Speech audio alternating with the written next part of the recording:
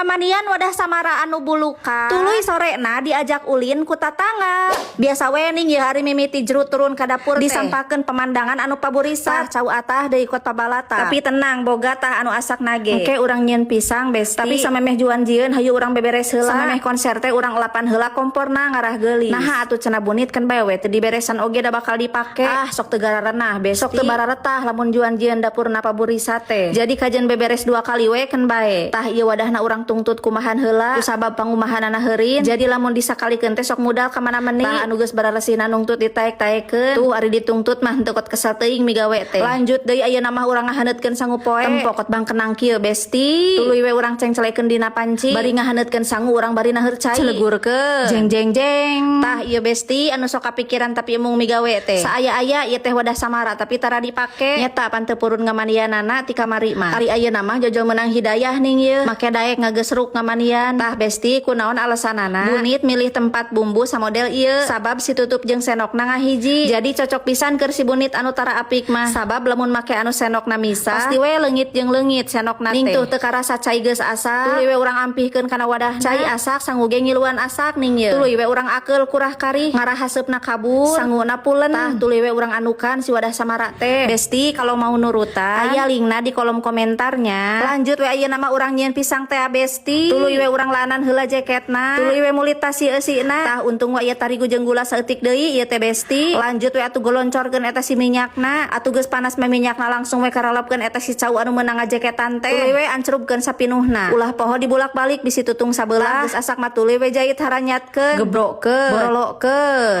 Moal dilila-lila ieu meungpeung panas kurang langsung we